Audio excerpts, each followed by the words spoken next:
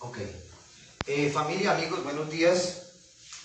Deseando que la paz de Dios gobierne sus corazones. Familia, Jinetes por Jesús, los amigos de la red, los saludamos. Y oramos para que sea Dios obrando en nuestros corazones a través de la hermosa palabra. Amado Señor, te damos gracias para que tú mismo, Señor, te glorifiques en nuestros corazones, para que tú mismo, Señor, al estar en tu presencia, Señor, sales de tu altar, Dios, reconociendo que somos pecadores, reconociendo, Señor, que sin ti no podemos hacer nada. Te pedimos, Dios, que obres en nosotros, Dios, para que tú mismo, Señor, al estar ante tu altar, Señor, reconociendo que no somos sino solo barro, Señor, pero sabiendo que tú eres el que nos formaste, aún desde antes del vientre, en el vientre de nuestra madre, desde antes que naciéramos, Señor, tú obraste, Señor, en nuestros corazones. Precioso Dios, llena la tierra de tu gloria, Señor, y que esta palabra sea de bendición para todos, Dios. Es en el nombre de Cristo Jesús. Amén. Bueno, mis hermanos, bendiciones para todos. Como es sabido, domingo a domingo estamos estudiando el libro de Isaías, pero siempre un domingo del mes estamos viendo algo de lo que Jesús nos enseña en el Nuevo Testamento.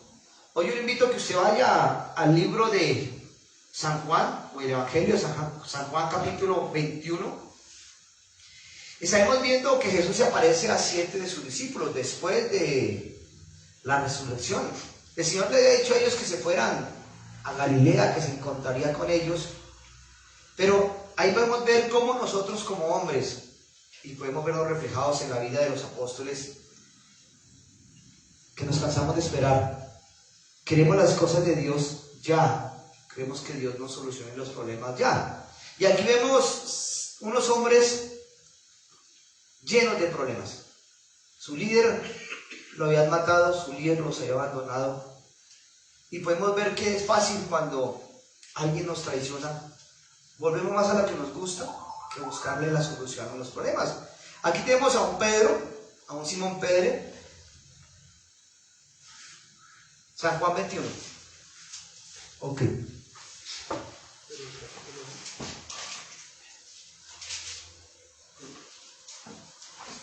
Estamos en San Juan 21 y dice: estaba Simón Pedro, un ferviente seguidor de Jesús, que había fracasado en su fe, lo había negado, cariñoso, afectuoso, impetuoso, impulsivo, pero que en los momentos difíciles siempre se apartó de Jesús, estuvo lejos de Jesús.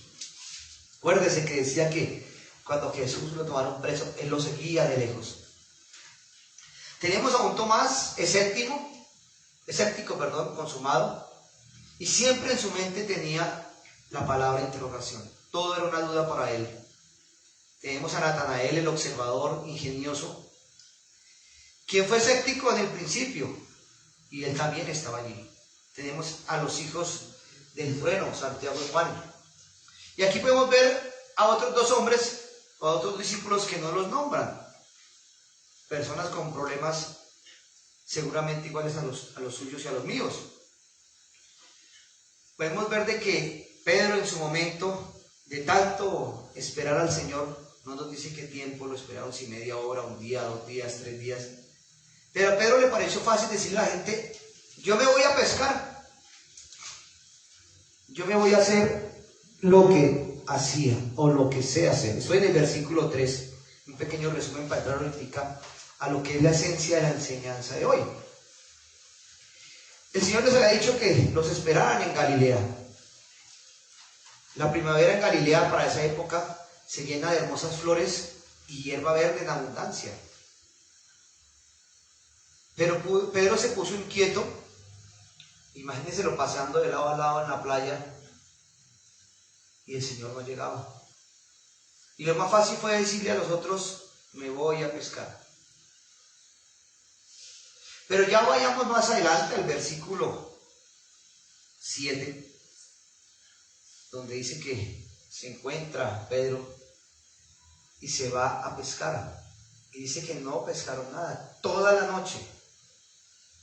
Imagínense cómo sería Pedro volviendo a sus andanzas, volviendo a lo que hacía un hombre profesional en la pesca y no pesca nada. Y se les aparece el Señor y le dice: hijitos, ¿tenéis algo de comer? Y ellos le responden: no. Pero ellos no reconocían a Jesús. Imagínense la diferencia de un cuerpo glorificado y cómo el Señor transformado en su belleza y esplendor después de la resurrección. Y Él les dijo: echen la red a la derecha de la barca y hallaréis. Les cambió la forma de pescar. Y la lanzaron y dice que encontraron cualquier cantidad de peces. Pero Juan le dice: es el Señor. Imagínense el discernimiento de Juan, que reconoció al Señor. Y aquí podemos ver una parte de cómo Pedro actúa de una manera. Es loco lo que hace Pedro. Se le ha quitado la ropa. Miren lo que estoy diciendo. Se le ha quitado la ropa para hacer su función de trabajo. Y se despoja de ella. Perdón, se la coloca y se echa al mar. Todo por emoción, por afán. Los otros discípulos dicen que vieron con la barca y la arrastraron hacia la orilla. Estaban a una distancia de 200 codos. Pero al llegar a la tierra vieron que el Señor les tenía un pez en el carbón o a las brasas. Y Él les dice: traigan los peces que ustedes acaban de pescar. Dice que Pedro subió, sacó la red, había 150 peces y la red no se rompió. Y Él les dice: venid y comed. Él mismo les dio alimento a los discípulos. Él les puede haber dicho, como en principio, vayan, hagan discípulos. No, Él vino y habló con ellos. Pero es tan tremendo que dice el versículo 12: venid y comed. Y ninguno de los discípulos se atrevía a preguntarle: ¿tú quién eres? Sabiendo que era el Señor. Ellos van a ver la gloria del Señor, el poder del Señor. Pero dice que no se atreven a decirle: ¿eres tú, Señor? Voy al versículo 13. Dice: viendo Jesús tomó el pan y le dio, y asimismo el pescado. Y esta era la tercera vez que Jesús se manifestaba a sus discípulos después de haber resucitado de los muertos. ¿Cuántas veces nosotros vemos situaciones en la vida donde el Señor ha hecho milagros, prodigios y maravillas, y aún lo seguimos negando? Aún no lo seguimos viendo. Porque queremos estar como Pedro. Piense que Pedro se quitó la ropa, se la coloca y se lanza al mar. Hombre, pues quédese en la pantaloneta de baño, ¿sí o no? ¿Por qué vestirse y botarse al agua? Ahí podemos ver cómo Pedro está actuando en sus emociones. Y ahora sí entremos al versículo 17, que es el centro de la enseñanza de hoy. Es una entrevista personal que Pedro tiene con el Señor, como cuando se lo entrevistan para empezar en un trabajo. Y el Señor lo llama y le dice: cuando hubieron comido, Jesús dijo a Simón Pedro: Simón, hijo de Jonás, ¿me amas más que esto? Le respondió: sí, Señor, tú sabes que te amo. Él le dijo: Señor, tú sabes que te quiero. Mire la respuesta. Él le dijo: apacienta mis corderos. Y volvió a decirle la segunda vez: Simón, hijo de Jonás, ¿me amas? Sí, Señor, tú sabes que te quiero. Le dijo: pastorea mis ovejas. Le dijo la tercera vez: Simón, hijo de Jonás, ¿me quieres? Aquí ya Jesús no le dijo: me amas, sino ¿qué cosa? Me quieres. En la primera le dice: hijo Simón, ¿me amas? En la segunda le dice: ¿me amas? Y en la tercera le dice: ¿me quieres? Pero se entristeció de que le dijera por tercera vez: no quiere, ¿me quieres? Y respondió: Señor, tú lo sabes todo. Tú sabes que te quiero. Jesús le dijo: apacienta mis ovejas. Estamos en Juan 21, ya estamos en el centro de la enseñanza de hoy. Y aquí dice que Jesús toma a un lado a Pedro y le hace tres preguntas. Un discípulo inseguro, que le haya fallado. Pero Jesús no lo está atacando por haberle fallado. Acuérdese que él le dijo, Satanás me ha pedido para zarandearlos, pero vuelto, a mí yo te restauraré. O sea, siempre, por más, claro, no lo estoy invitando a que vaya a pecar, pero siempre Dios va a restaurarnos si tenemos un corazón dispuesto a eso. Y tenemos que tener en cuenta que el amor al Señor Jesucristo es el requisito previo para poderle servir.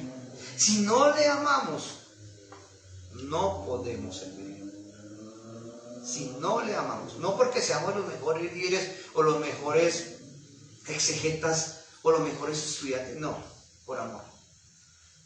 Él hace 3 preguntas para poderle encargarle la misión. Y se la repite 3 veces y Pedro se la responde 3 veces.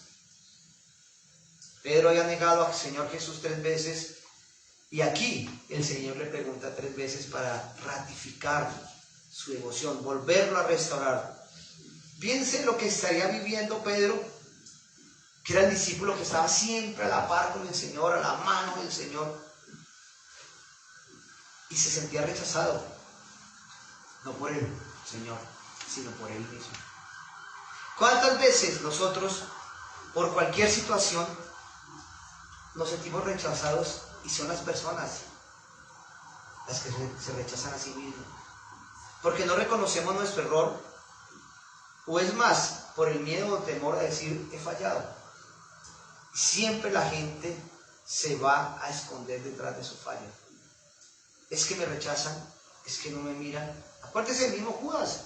Después de que vende al Señor, cae en cuenta de lo que ha hecho y va pensando que devolviendo las 30 monedas iba a hacer las cosas. No. Él quiso agradar primero a los sacerdotes, decir, he fallado, he vendido una sangre inocente. ¿Y a nosotros qué? Dijeron los sacerdotes. Y es fácil que la gente nos diga a nosotros, ¿y a nosotros qué? Ese es su problema. Pero gente que no busca primeramente al Señor, sino busca primeramente su afán, o busca la necesidad, o suplir su necesidad en el hombre. Acuérdense que Pedro, el Señor lo encuentra en una pesca, cuando lo llama a ser pescador de hombres, y esa vez la red se rompe. Acuérdense que Pedro niega al Señor en una fogata de carbón. Se entró a la casa del sacerdote porque ahí sí le dio frío, le dio miedo, qué sé yo, y se acercó allá a la fogata de carbón a calentarse las manos. Y ahí es cuando la gente lo reconoce. Este andaba con Jesús, este habla diferente. Y cuando le dicen, este habla diferente, empezó a maldecir y reniega al Señor. Así nos lo dice el Evangelio de Marcos y de Lucas. El gran error de Pedro fue haber vuelto a lo que era antes. Volvió a la casa ¿de quién? De los sacerdotes. Quiso volver a su tradición, quiso volver a su vida religiosa que tenía antes, apegado al judaísmo. Pero aquí el Señor lo restaura nuevamente. ¿Dónde? En una fogata, cuando lo recibe con pan y con peces. Y el Señor es el que les da alimentos. Y viene y también coincide, digámoslo así, con una pesca milagrosa. Sino que en esta ocasión la red no se rompe. Les dijo, boten la red a la derecha. Les cambió la forma de pescar. Dios tiene que cambiar siempre nuestra forma, siempre y cuando, mis hermanos, hagamos su voluntad. A veces tomamos decisiones porque las circunstancias nos llevan a tomar decisiones. Y tenemos que tomar decisiones. Pero qué bueno cuando esa decisión la tomamos en el Señor. Entremos a la primera pregunta. Simón, hijo de Jonás, ¿me amas más que esto? Sí, Señor, tú sabes que te quiero. Y Jesús le dijo, apacienta mis corderos. Aquí no lo llama Simón Pedro, no lo llama Pedro, sino lo llama Simón. Aquí Pedro seguía siendo el Simón de siempre. No había nacido de nuevo. Porque acuérdense que la palabra nos dice que recibiremos poder cuando venga sobre nosotros, ¿quién? El Espíritu Santo. Y Pedro había conocido a Jesucristo, a su maestro, como hombre. Pero el Espíritu Santo no estaba obrando en él. Cuando Pedro conoce al Señor es a través de ¿quién? De Andrés. Y lo llamó y le dijo, Simón, de ahora en adelante te llamarás Pedro, Cefas, que significa piedra. Y eso era bueno porque ¿qué? Porque Pedro estaba llamado a ser un gran líder, no el mejor. Porque el Señor no mide a sus discípulos por lo que es o por lo que son, sino por Él mismo. Pedro le ha reconocido en Juan 6, 29, 69, cuando dijo, tú eres el Cristo, el Hijo del Dios viviente. En ese momento Pedro tuvo discernimiento de saber con quién estaba hablando. Y el Señor le respondió, bienaventurado eres, Simón. Todavía le decía a Pedro. Él no le estaba diciendo, tú eres la roca, tú eres la piedra. Le decía diciendo, tú eres Simón. ¿Y cuántos de nosotros seguimos siendo esos hombres que cometemos errores y fallamos? Porque esa es nuestra naturaleza. Aquí sí dice que el Señor le empieza a hablar a Pedro con la palabra ágape. Y Pedro le responde con la palabra eros. Ágape es amor. Pedro, ¿me amas? Y Pedro le dice, Señor, tú sabes que yo te quiero. Ese te quiero es emocional, sentimental. No es de adentro. Y ese eros viene de la palabra que significa amor. Y un amor no personificado, sino un amor de emociones. Así como cuando le dicen a uno a un amigo, te quiero, a un familiar, te quiero. Pero es diferente cuando le dice, te amo. Y este eros viene unido de la palabra de los dioses paganos, Afrodita y Eros, más conocido como Venus o Cupido. Y esa palabra no se utiliza en la Biblia. Después, más adelante, le pregunta con la palabra fileo, que significa el amor fraternal o el amor familiar. El afecto o el amor de las relaciones humanas, en el mejor sentido de la palabra. Y ahí viene la palabra filantropía y Filadelfia que se utilizan, en este caso las vemos ¿qué? En el libro de Apocalipsis. O sea que Dios ya utiliza la palabra ágape o agapao, que es el nombre original, para describir el amor que él le tenía a Pedro. El Señor le estaba hablando a Pedro con una palabra que significa amor. Y adentro. Miren lo que dice el versículo 17. Simón, Pedro, me amas más que todos estos. Me amas con todo el corazón. Él no le estaba diciendo que Pedro podría amarlo más que los otros discípulos. Aquí nos quiere decir, me amas más que volver a pescar. Me amas más que tu esposa y a tus hijos. Me amas más que a tu empresa. Me amas más que a tu hobby. Aquí lo maravilloso es que Dios le estaba dando una doctrina correcta, y era la doctrina de la salvación. No que si lo amaba mejor que los discípulos, sino que si realmente lo amaba por encima de cualquier cosa. Y mis hermanos, para tener la salvación, tiene que haber una relación de amor. Y en esa relación de amor solamente nos la da el Señor primero, porque la palabra dice que Él nos amó, ¿qué? Primero. Si el Señor nos ama primero, nos enseña a amar. Y ese es un amor supremo. Mire lo que dice el versículo 15 y volvemos. ¿Me amas más que estos? Aquí si yo pudiera escoger una palabra de fe o una palabra de amor, diría que sería la fe. Porque la fe es la que nos acerca al Señor. Estamos en la alabanza escuchando que vivimos es por fe y no por vista. Pero podemos ver en 1 Corintios 13, cuando se habla de que ahora permanecen la fe, la esperanza y el amor. Y de estos tres, el mayor de ellos es el amor. ¿Qué podría usted expresar del amor de Dios? ¿Usted ama a Dios hoy por qué? Por fe. Porque usted era enemigo de Dios. Yo era enemigo de Dios. Pero al venir el Espíritu Santo y reargulirnos de pecado, de juicio y de justicia, y nos pone el amor de nuestro corazón, es cuando empezamos a expresarle que lo amamos. Pero lo amamos todavía es con el amor como amamos a nuestro papá o a nuestra mamá o a nuestros hermanos o a nuestros amigos. No es el amor ¿qué? Correcto. Y Pedro le ha ¿qué? Fallado al Señor. Y el Señor tenía que restaurarlo y llevarlo a conocer realmente quién era su Dios. Mire lo que dice Juan 15:13. Nadie tiene mayor amor que este, que ponga uno su vida por sus amigos. Imagina esta palabra en el corazón de Pedro. Nadie tiene mayor amor que este, que uno ponga su vida por sus amigos. Ahí le está dando la respuesta, yo morí por ti. está en su entrevista personal de trabajo para Pedro, su llamado al ministerio. Pedro había negado al Señor y Jesús se encaminaba ¿a dónde? Hacia la cruz. Y huyó cuando lo toman preso. Miren lo que dice 1 de Pedro 2:24. Él mismo llevó nuestros pecados en su cuerpo, sobre el madero, para que nosotros, estando muertos a los pecados, vivamos a la justicia. Por su herida habéis sido sanados. Bien, volvamos a la primera pregunta. ¿Me amas más que estos? Imagínese usted, mi hermano y hermana y amigo que nos está viendo, en una entrevista de trabajo. Y usted tiene su currículum, sus hojas de vida ahí, pero le están preguntando por qué quiere trabajar.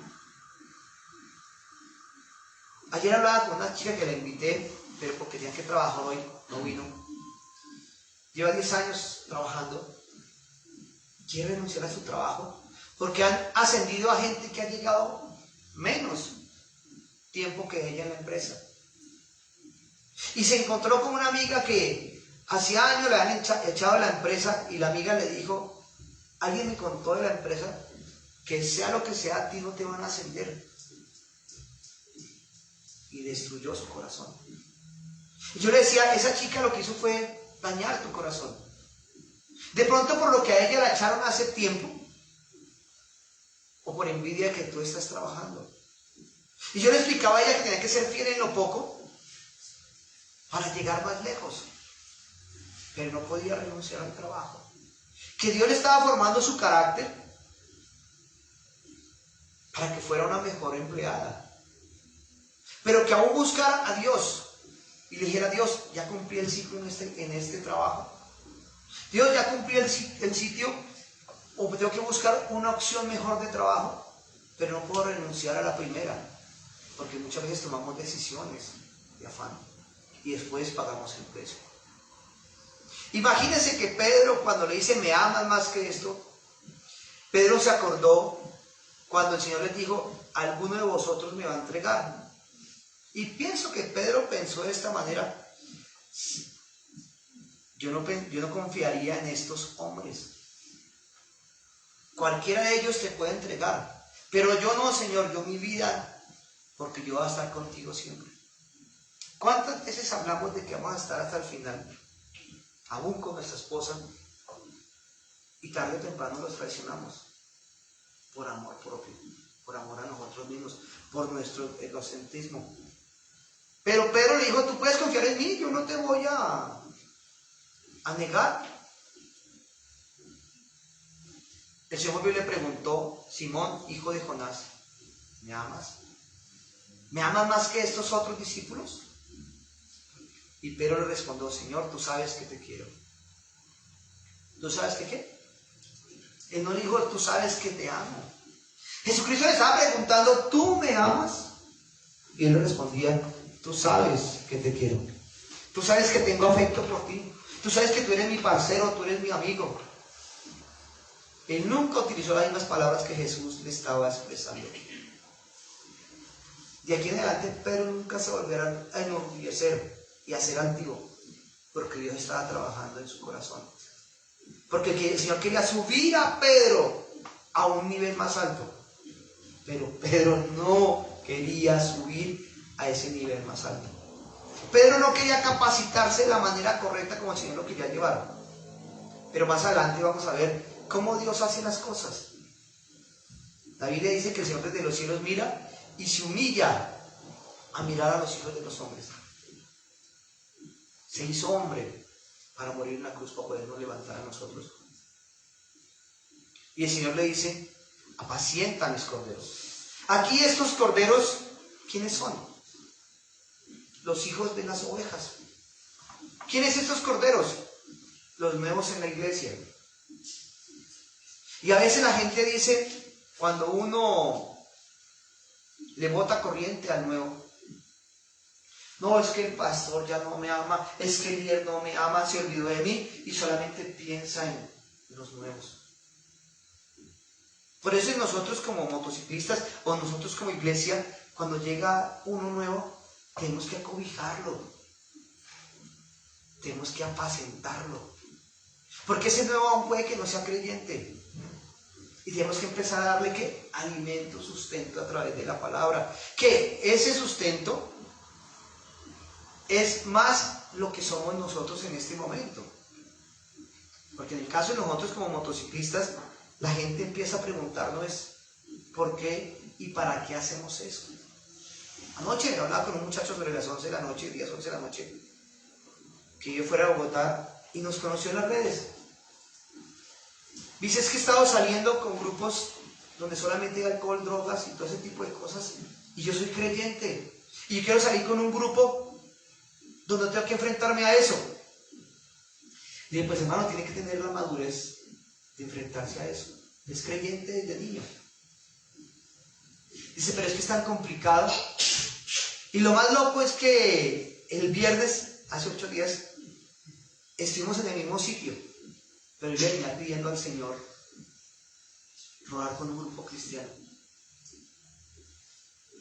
Y todo el mundo, colóquese el parche de nosotros, colóquese el parche de nosotros. Y él decía, no, porque yo soy cristiano. Me dice, y empecé a buscar logos cristianos para colocar en un parche. Y ese logo cristiano lo llevó al logo de Jinetes por Jesús. No lo llevó a ningún otro, sin menospreciar ningún ministerio. Lo llevó exclusivamente al logo de Jinetes por Jesús en internet. Y quedó impactado con el logo de Jinetes. Nos puso a buscarnos en las redes y me escribió. Y estuve hablando con él un buen rato. Y yo le decía, hermano, por ahora empiece a orar por los Jinetes por Jesús. No somos el mejor ministerio, pero tampoco somos cualquier grupo de motociclistas. No, es que los he estado siguiendo y he estado mirando y ustedes le sirven al Señor. Y yo pude haberle criticado a él. Yo lo que hice fue amarlo y decirle, hermano, empiece con la tarea. Y dije, si gusta, coloque el logo de amigos en su perfil y empiece a orar por nosotros. Y si es la voluntad de Dios, será Jinetes, pero tiene que empezar desde ceros.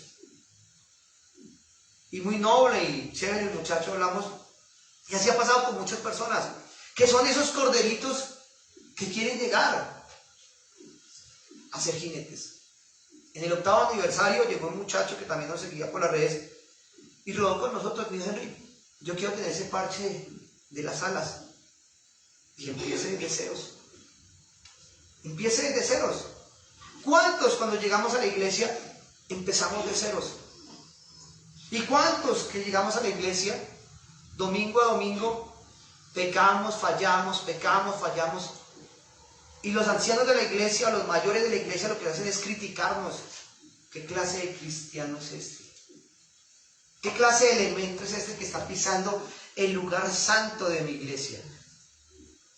En vez de apacentar a ese nuevo, lo que hacemos es criticarlo.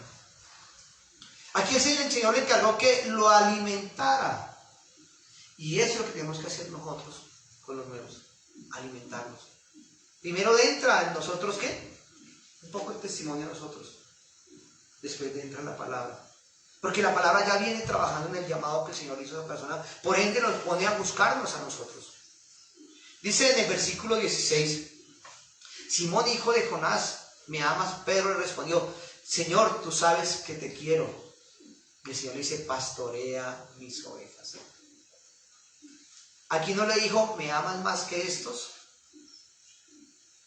Aquí Pedro ya no se puede enorgullecer de lo que era, porque el Señor lo está formando.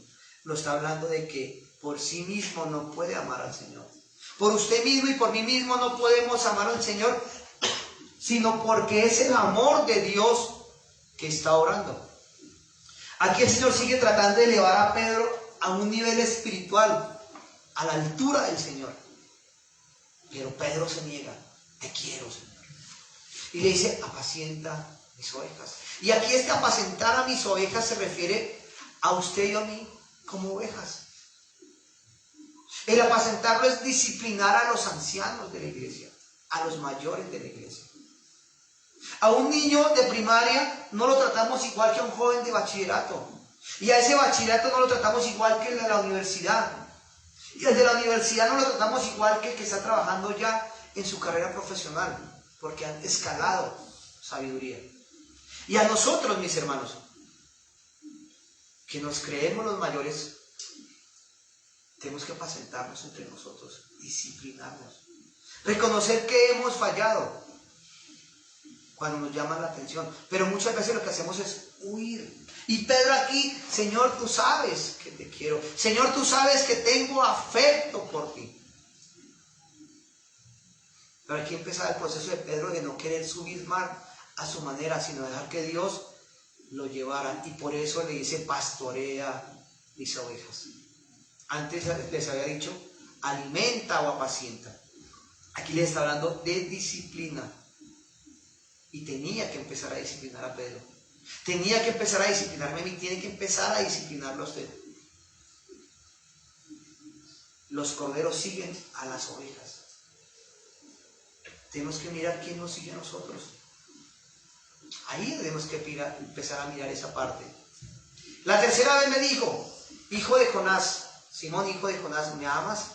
Dice: Pedro se entristeció de que le dijera por tercera vez: ¿me amas? Y Pedro le respondió: Señor, tú lo sabes todo, tú sabes que te amo. Y sabes, Jesús le dijo: apacienta mis ovejas. Mire la respuesta: ¿me amas? Y aquí Pedro ya le responde: Señor, tú lo sabes todo, tú sabes que te amo. Si hoy el Señor le preguntara a usted, mi hermano: ¿me amas? Señor, tú sabes que te amo, Señor. Por eso estoy en la iglesia hoy. Por eso hago el discipulado, o por esto, ello y por aquello. Aquí está empezándose a darle la importancia a la entrevista personal que tenía Pedro con Jesús. Y Pedro estaba afligido, no porque le hubiera preguntado de esa manera, sino porque Pedro se dio cuenta que el Señor se rebajó al nivel de él para poder levantar a Pedro, para poder expresar cuál era la palabra que le estaba enseñando. El Señor le estaba enseñando a Pedro la palabra ágape, amor, hasta que Pedro lo entendió y lo expresó del amor de adentro. Señor, tú sabes que te amo, tú conoces todo. Y el Señor le dice: apacienta mis ovejas. Y ahí es de nosotros como líderes, como miembros de la iglesia, tenemos que amar a los demás, independiente de lo que la gente haga. Y Señor le preguntará a usted, mi hermano: ¿me amas? ¿Cuál sería su respuesta? Sí, Señor, sabes que te amo. Y entramos al versículo 18 y versículo 19 del capítulo 21. Aquí nos demuestra que la falta de conocimiento no nos exime del servicio del Señor. Y el Señor sigue hablando con Pedro personalmente. De cierto te digo que cuando eras más joven te ceñías a ti mismo, ibas donde querías, pero cuando ya seas viejo extenderás tus manos y te ceñirá otro y te llevará a donde no quieras. Entonces, esto dijo, dando a entender con qué muerte había de glorificar a Jesús. El Señor está diciendo a Pedro que iba a morir. Pedro le había dicho que su vida daría por Jesús. Ah, sí, su vida daba por mí. ¿Cuántas veces nosotros hemos dicho: Señor, yo mi vida doy por ti? Y se nos queda difícil hacer la obra del Señor. No la estamos dando. Versículo 19b al 21. Y esto añadió y le dijo: sígueme. Y volviéndose Pedro, miren lo bonito acá, el Señor dice: sígueme. Versículo 20. Volviéndose Pedro, vio que lo seguía el discípulo a quien Jesús amaba, el mismo que en la cena que se había recostado al lado de él y le había dicho: Señor, ¿quién es el que te va a entregar? Cuando Pedro lo vio, dijo a Jesús: Señor, ¿y de este qué? O sea, va Jesús con Pedro acá al lado, y Pedro mira para atrás y ve que viene Juan allá. Miren la actitud de Pedro, mi hermano, para que usted y yo no cometamos esa misma actitud.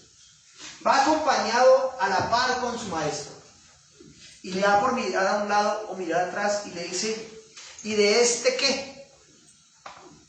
¿Y de este qué? Ahí vuelve Pedro a su reacción y su carácter típico. resentido, afanado y preocupado por lo que los demás pueden o no hacen. Como diciéndole en sus palabras, como ya me dijiste que yo voy a hacer el chacho del paseo, voy a hacer el duro, dime qué hago con este man, dime qué hago con Juan. Y ese no era el orden.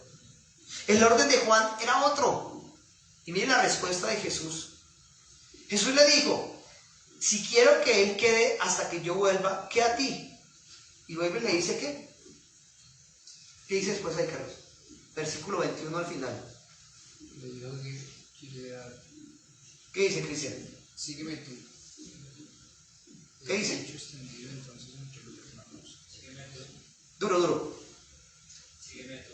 En la primera le dijo, sígueme. Y en esta le dice, ¿qué? Sígueme tú. A usted no le interesa lo que yo haga con él. Sígueme tú. Esto es personal. Ahorita estoy atendiéndole su hoja de vida. Ahorita está pendiente de un hilo. Su llamado. No te preocupes por el otro. Sígueme a mí. No te preocupes por lo que Juan está o no está haciendo. Versículo 23 y 24. Dice, se extendió entre los hermanos el rumor de que aquel discípulo no moriría, pero Jesús no le dijo que no moriría, sino que si quiero que él quede hasta que yo vuelva. Este es el discípulo que da testimonio de estas cosas y que le escribió estas cosas, y sabemos que su testimonio es verdadero. Aquí Juan está hablando de sí mismo. Aquí Juan está hablando ¿de qué? De un principio interesante. La ignorancia o la falta de conocimiento no nos exime de servir al Señor. Cuando un joven, póngale cuidado, alguien llega nuevo a la iglesia, llega con esa pasión, hermano, ese joven se quiere tragar al mundo.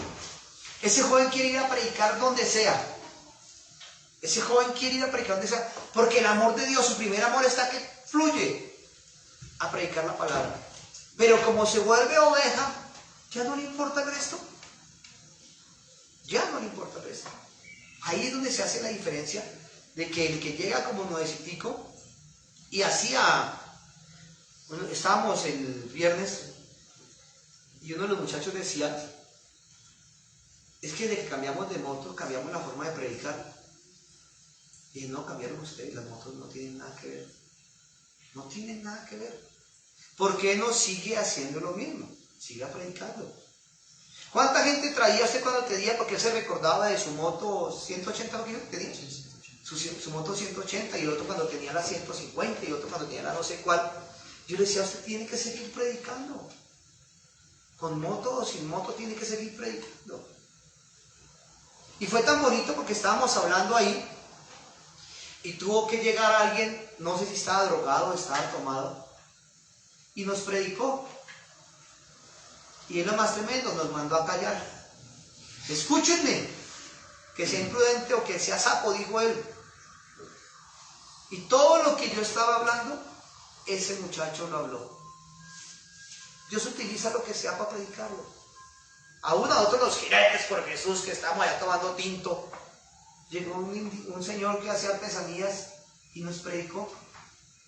Entonces, como es drogadicto, como es alcohólico, no le prestamos atención. No, el Señor lo utilizó y listo, ya dijo las 3 palabras que tenía que decir y se fue. Ahí apacentó ese hombre a unas ovejas del Señor. ¿Y por qué nosotros, Señor, mis hermanos, no tenemos en cuenta qué es lo que el Señor va a hacer con cada uno de nosotros? Aquí no le reveló qué es lo que iba a hacer con Juan, sino que Pedro tenía que hacer su voluntad, porque tarde o temprano Juan iba a morir, tarde o temprano usted va a morir.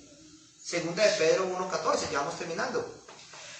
Sabiendo que en breve debo abandonar el cuerpo como sabiendo que en breve debo abandonar el cuerpo como nuestro. El Señor Jesucristo lo ha declarado, está confirmando, tarde o temprano tenemos que partir. Pero Pedro no iba a morir de la mejor manera, iba a morir crucificado igual que el Señor. Pero es digno, no soy digno de morir con el Señor, y por eso es que lo crucificaron, ¿qué? patas arriba o boca abajo, que no era digno de morir igual que el Señor. Hoy, mi hermano, usted y yo somos dignos de morir igual que el Señor. ¿Cómo están sus pensamientos? ¿Cómo está su mente? ¿Cómo está su corazón? ¿Están sujetados a la voluntad de Dios? Si está dispuesto a dar la vida por el Señor. Versículo 25. Hay también muchas cosas que hizo Jesús, las cuales si se escribían una por uno, pienso que ni aún en el mundo caerían los libros que se harían de escribir. Aquí Juan no está exagerando, mis hermanos, lo que se escribió por Jesús. Juan escribió en ese momento lo que el Señor le permitió. Pero piense usted, ¿cuánto tiene que escribir usted, mi hermano? ¿Cuántas historias puedes escribir de lo que Dios ha hecho en tu vida? Para exaltar el nombre de Jesús. Para que podamos decir, Dios me sacó del fango cenagoso y del muladar y me tiene sentado en la mesa del rey comiendo el mejor alimento. ¿Estás preparado para eso? Él es el Dios eterno, Él es nuestro Salvador. Y ahí es donde vemos, hermanos, de cómo podemos ser mejores. Y cierro con esto que aprendí el miércoles en una entrevista que nos hicieron,